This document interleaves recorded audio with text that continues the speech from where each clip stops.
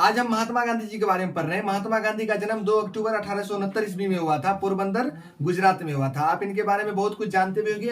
अभी आप इसको छोटा छोटा बात जो आप लोग जानते हैं उसी चीज को हम दोहरा रहे हैं। फिर इसके बारे में विस्तार से जानेंगे, क्योंकि महात्मा गांधी जो है हमारे भारतीय इतिहास में सबसे परम महापुरुष में से एक है और इन्हें राष्ट्रपिता के नाम से भी संबोधित किया जाता है, बापू के नाम से भी संबोधित किया जाता है। इनके बारे में जानना बहुत जरूरी है, खास करके क्लास 10th के स्टूडेंट के लिए भी और क्लास 12th के स्टूडेंट के लिए भी, और अनेकों कॉम्पिटिटिव एग्जाम में भी इससे ज्यादा क्वेश्चंस रहते हैं। इसलिए इनको ध्यान से समझने की कोशिश कीजिएगा। और हम भारतीय होने के नाते अगर हम हमारे देश के महापुरुषों के बारे में यदि हम 2-4 लाइन नहीं जानते हैं तो फिर हमें भारतीय होने का कोई हक नहीं है। तो हम सबसे पहले इनके बारे में जानेंगे। महात्मा गांधी का जन्म जो है 2 अक्टूबर 1869 ईस्वी में पोरबंदर गुजरात में हुआ था। इनका पिताजी का नाम करमचंद गांधी था। इनके माताजी का नाम पुतलीबाई।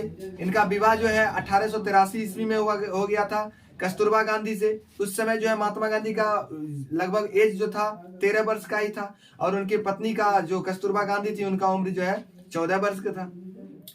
उस समय ये बच्चे थे, इनको शादी ब्याह का क्या पता, बस शादी विवाह हो गया। पहले जानते थे बाल विवाह का प्रचलन था, है ना। अभी हमारे समाज भी जो है लगभग बहुत जगह ऐसा देखने को मिलता है कि बाल विवाह हो जाता है, बच्चों में ही कम उम्र में शादी किया जाता है ना। तो उसी प्रकार पहले थे। उसके बाद महात्मा गांधी जो मैट्रिक की परीक्षा जो है 1883 ईस्वी में मैट्रिक का परीक्षा पास करते हैं, और उच्च शिक्षा प्राप्त करने हेतु जो है महात्मा गांधी को उनके पेरेंट्स द्वारा जो है दक्षिण अफ्रीका भेज दिया जाता है। और 1993 ईस्वी में महात्मा गांधी दक्षिण अफ्रीका चले जाते हैं। दक्षिण अफ्रीका में उनको एक बेहतरीन सा गुरु मिल जाता है। उन गुरु का नाम है गोपाल कृष्ण गोखले। गोपाल कृष्ण गोखले इनका जो राजनीतिक गुरु के रूप में प्रदर्शित होते हैं, क्योंकि राजनीतिक गुरु का मतलब है इनको किसी भी राजनीति के बारे में जो है महात्मा गांधी को अगर सब चीज एकदम बेहतरीन ढंग से समझाने वाला था तो वो एक ही व्यक्ति थे, उनका नाम था गोपाल कृष्ण गोखले। गोपाल कृष्ण गोखले को महात्मा गांधी हमेशा राजनीतिक गुरु के नाम से पुकारते थे। उन्हें याद रखिएगा, महात्मा गांधी का राजनीतिक गुरु कौन था, तो गोपाल कृष्ण गोखले। अब जो है महात्मा गांधी को हमेशा उपदेश दिया करते थे कि कभी भी तुम सामाजिक उत्थान के लिए कोई काम करो बाबू, तो उसमें क्या करो कि पहले समाज के कुछ व्यक्ति को अपने ओर कर लो। जब तक तुम्हारा समाज के व्यक्ति साथ नहीं देगा तो कभी भी कोई भी युद्ध करो, चाहे किसी भी तरह का सामाजिक उत्थान करने के लिए कोई भी कार्यक्रम चलाओ, तो वो सफल नहीं हो पाएगा। यदि तुमको सच में सफल होना है कोई भी कार्यक्रम में, तुम अपना जो भी सामाजिक उत्थान के लिए कर रहे हो, तो पहले सबसे पहले तुम्हारा समाज के सभी लोग तुम्हारे सपोर्ट में आ जाए। और उसके बाद जो है फिर जो है जो भी कार्यक्रम चला रहे उस कार्यक्रम में किसी तरह का ये जो है खून खराबा नहीं होना चाहिए, लड़ाई झगड़ा का माहौल नहीं होना चाहिए, भव्य रूप नहीं लेना चाहिए। वो जो है केवल सत्य और अहिंसा होना चाहिए। और महात्मा गांधी हमेशा इसी मार्ग पर चलते रहे, सत्य और अहिंसा। झूठ कभी नहीं और अहिंसा करना ही नहीं है। हमेशा हिंसा के रूप में जो है भूख हड़ताल करेंगे, सत्याग्रह करके जो है हम जीतने की प्रयास करेंगे। महात्मा गांधी जो है वहां पर सबसे पहला जो आंदोलन जो हुआ था वहां जो है सबसे पहले किए थे सत्याग्रह, उसका नाम था फिनिक्स फायर, दक्षिण अफ्रीका में किए थे। और उनके बाद जो है महात्मा गांधी दक्षिण अफ्रीका में ही एक और काम किए थे, टोल्स्टॉय आश्रम का स्थापना। याद रखिएगा, टोल्स्टॉय आश्रम का स्थापना 1910 ईस्वी में महात्मा गांधी जो है दक्षिण अफ्रीका में करते हैं। और फिर वहां तो अपना देश था ही नहीं, वो तो मतलब उस शिक्षा प्राप्त करने के लिए, अनेकों प्रकार की शिक्षा प्राप्त करने के लिए वहां चले गए थे। महात्मा गांधी जब भारत लौटे तो वो 9 जनवरी 1915 था जब महात्मा गांधी भारत लौटे। भारत लौटते समय भी जो है अपने गोपाल कृष्ण गोखले गुरु जी से पूछते कि हम अब जा रहे हैं अपने देश, तो वहां पर भी उनको कह देते कि बाबू जी कभी भी जाओ तो पहले पहचान बेहतर बना करके और तब जाकर कोई काम करना। और कभी भी अभी 2-4 साल पहले 1-2 साल जो है जब जाओ अपने देश तो विद्यार्थी की तरह ही रहना। वहां पे जो है किसी तरह का लगे नहीं कि ये कुछ बदलाव करने की कोशिश कर रहा है ना। मतलब जब भी किसी तरह का अगर आपको लगेगा कि आप जो है या दूसरे कोई जो है आदमी कुछ आगे बढ़ना चाहता तो नहीं कोई पैर खींचने लगता है। तो इसीलिए जो महात्मा गांधी को हमेशा उपदेश दिया करते थे कि तुम कभी भी रहो तभी जो है जाओगे तो 1-2 साल जो है विद्यार्थी के रूप में रहना, है ना। उसके बाद जो है जब महात्मा गांधी वापस यहाँ जब चले आते हैं, भारत लौट जाते हैं, तो याद रखिएगा महात्मा गांधी भारत कब लौटा, ये भी एग्जाम में क्वेश्चन रहते हैं। 9 जनवरी 1915 ईस्वी में महात्मा गांधी भारत लौटा। अब जब यहाँ आए तो महात्मा गांधी अपने लिए एक ऑफिस बनाया, उस ऑफिस का नाम रख दिया साबरमती आश्रम। साबरमती आश्रम जो है महात्मा गांधी जो बनाए थे वो एक तरह से ऑफिस था जहां पर महात्मा गांधी बैठते थे। कुछ आदमी आते थे, उनसे मिलने उलने का एक सुनिश्चित जगह बना लिए थे, वो था साबरमती आश्रम। वो भी 1915 ईस्वी में जो है साबरमती आश्रम का स्थापना महात्मा गांधी ने किया। अब जो है महात्मा गांधी को एक मौका मिला था, एक 1916 में जो है एक मौका मिला था लखनऊ समझौता में जाने का। लखनऊ समझौता क्या था उनके बारे में थोड़ा जान लीजिए। देखिए, हमारे भारत देश में सबसे पहला जो सत्याग्रह हुआ था वो हुआ था 1857 ईस्वी में। आप जानते भी होंगे 1857 में जो प्रथम सत्याग्रह था उसी का नाम था सिपाही विद्रोह। सिपाही विद्रोह, सिपाही विद्रोह में जो है पूरे जो है लगभग हमारे पूरे देश के जनता लोग सब एक होकर के अंग्रेज के खिलाफ लड़ाई करने के लिए चाहा, लेकिन वो जाकर के अनेकों प्रकार की समाज में बुराइयां था जिसकी वजह से जो है एकता की भावना नहीं रही और पूरे देश के लोगों के बीच एकता की भावना भी नहीं रही, राष्ट्रवाद की भावना नहीं रहने की वजह से वो सत्याग्रह मतलब वो जो है विद्रोह दब गया। और लेकिन अंग्रेज थोड़ा सा अपने आप में वो हो गया था, मतलब कि सावधान हो गया कि अब जो है हमको थोड़ा सा बेहतर से यहाँ का कार्यभार संभालना पड़ेगा, नहीं तो सभी आदमी जब एक रूप में आएंगे तो हमको कब उखाड़ फेंक देगा कोई नहीं। तो जो है पूरे अंग्रेज लोग जो है एक पार्टी का स्थापना किया था, अंग्रेज लोग ही, और उस पार्टी का नाम था भारतीय राष्ट्रीय कांग्रेस पार्टी। आप जो सोचिएगा कांग्रेस पार्टी अपना देश का पार्टी था, ऐसा कुछ नहीं, वो ब्रिटिश पार्टी था। ब्रिटिश पार्टी में सबसे उसका स्थापना करने वाला व्यक्ति था A.O. ह्यूम, और सबसे प्रथम उसका जो था अध्यक्ष था वो था W.C. बनर्जी, और फिर जो है उसका प्रथम महिला अध्यक्ष बना था एनी बेसेंट, और भारतीय महिला जो बनी थी उसका नाम था सरोजनी नायडू, और प्रथम मुस्लिम जो अध्यक्ष बने थे उसका नाम था बदरुद्दीन तैयब जी। और वो व्यक्ति जो लगातार पूरे हर एक साल में जो है एक बार जो है वो जो है अधिवेशन हुआ करता था, भारतीय राष्ट्रीय कांग्रेस पार्टी का अधिवेशन हुआ करता था। उसमें लगातार जैसे कि एक साल हुआ तो इसका जो है अध्यक्ष चेंज होकर के दूसरा अध्यक्ष आता, उसमें कुछ अप टू डेट होता, उसका एक साल का क्रियाकलाप बनता है ना, किस प्रकार से आगे क्या करना। तो उसमें जो है वो एक व्यक्ति था मौलाना अबुल कलाम आजाद, लगातार 6 साल तक जो है भारतीय राष्ट्रीय कांग्रेस पार्टी का अध्यक्ष बने रहे। देखिए, ये हम भारतीय राष्ट्रीय कांग्रेस पार्टी को बीच में क्यों लाए, महात्मा गांधी से बीच में हम ये कहे लाए, तो इसको आप समझ जाइएगा अभी तुरंत। तो इस प्रकार से पार्टी कौन बनाया, याद रखिएगा, कौन बनाया, तो अंग्रेजों ने बनाया। लेकिन फिर जाकर के जो हमारे भारत में कई मुस्लिमों ने मिलकर के, मुस्लिम संगठित होकर के मुस्लिम लीग का स्थापना किया। मुस्लिम लीग का स्थापना कब किया गया, 1906 ईस्वी में किया गया। अब देखिए, हमारे देश का एक पार्टी बन गया है ना, लेकिन वो एक सांप्रदायिक पार्टी था, वो केवल एक मुस्लिम का पार्टी था, है ना।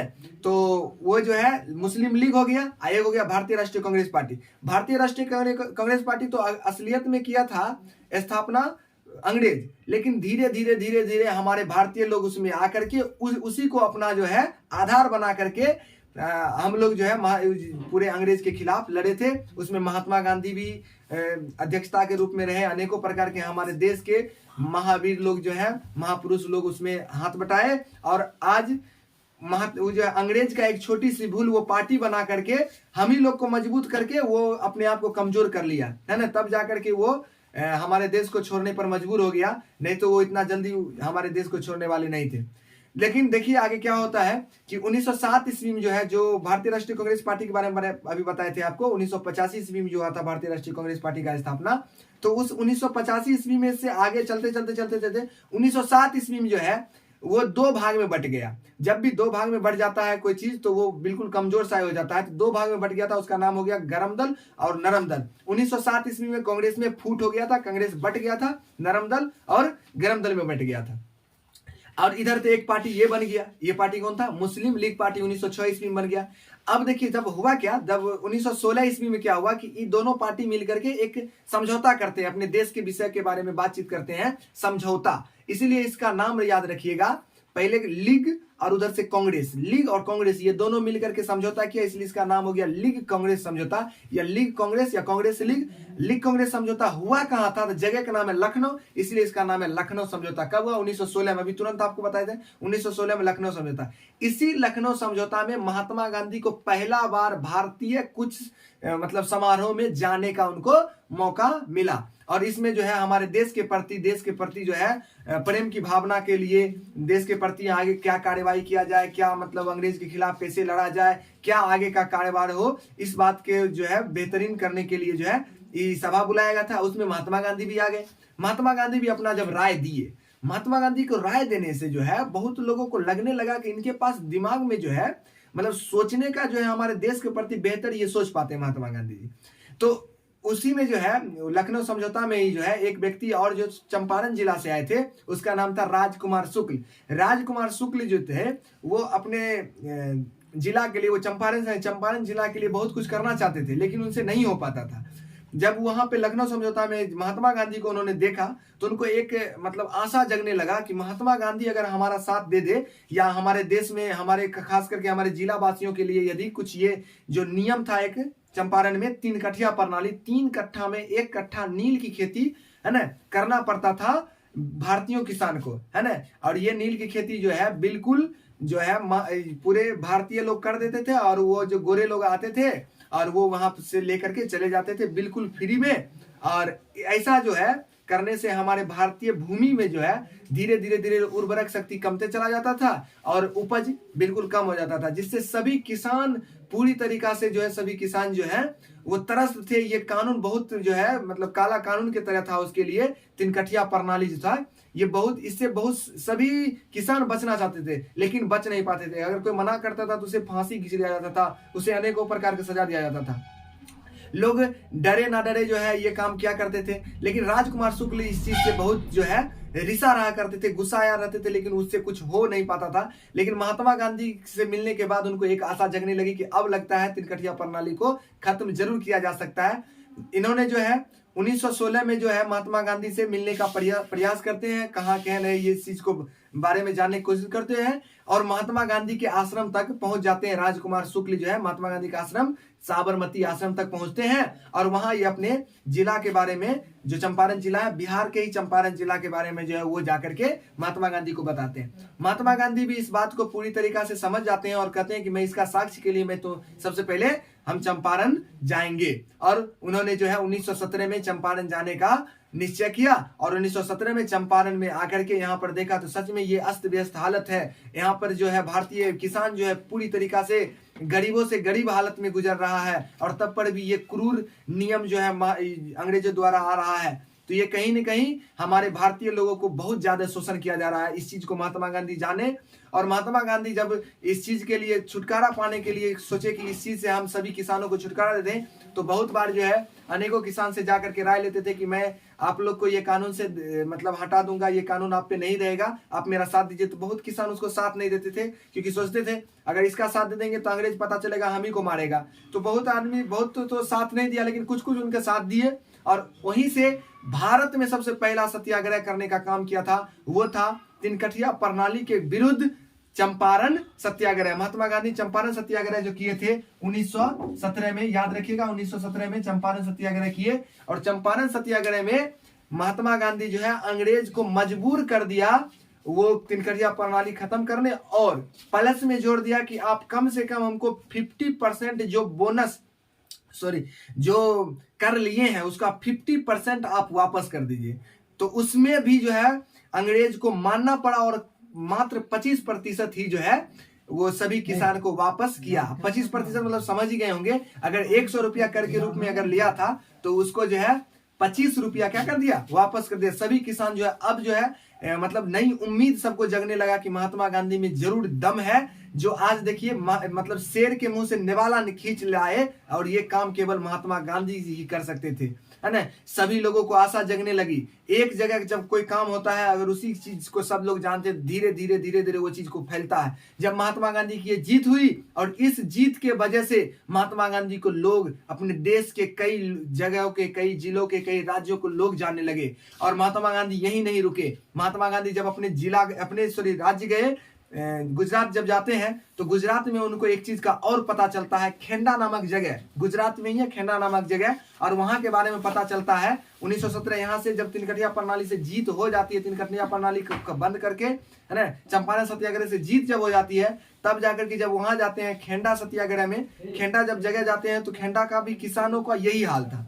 खेंडा में किसान का क्या प्रॉब्लम था कि खेंडा में जो है मतलब बरसात नहीं हुआ था कई महीनों से, है ना, लगातार बारिश नहीं हो रहा है। बारिश के मौसम में भी बारिश नहीं। अब जो फसल बारिश में होने वाला है वो कभी बिना बारिश का तो हो ही नहीं सकता है। तो सभी किसान को जो है मतलब बहुत ज्यादा घाटा हुआ, उसका खेती नहीं हो पाया, फसल नहीं हो पाया।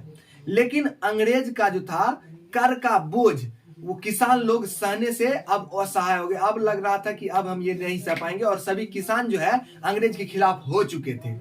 यहाँ पर महात्मा गांधी को एक मौका मिल गया कि थोड़ा सा हम जो है इसमें हल्का सा, थोड़ा सा, बस आग तो लगा हुआ है, थोड़ा सा और भड़काने की हमको कोशिश करना है। और महात्मा गांधी थोड़ा उसमें सपोर्ट कर देते हैं। सत्याग्रह जो था, खेंडा सत्याग्रह, उसमें किसान तो उग्र था ही, किसान मतलब अंग्रेजों के प्रति, कि ये हम कर नहीं देंगे, बिल्कुल कर नहीं देंगे, क्योंकि इस बार फसल ही नहीं हुआ। महात्मा गांधी इस बस यही बस लगा दिए कि हाँ बिल्कुल सही बात है। जब यहाँ फसल हुआ ही नहीं, बरसात नहीं हुआ, फसल तो प्राकृतिक द्वारा हम लोग को मिलता है, फसल जो है हुआ ही नहीं, वर्षा नहीं हुआ तो फसल नहीं हुआ, तो फिर हम आपको कर कैसे देंगे, है ना।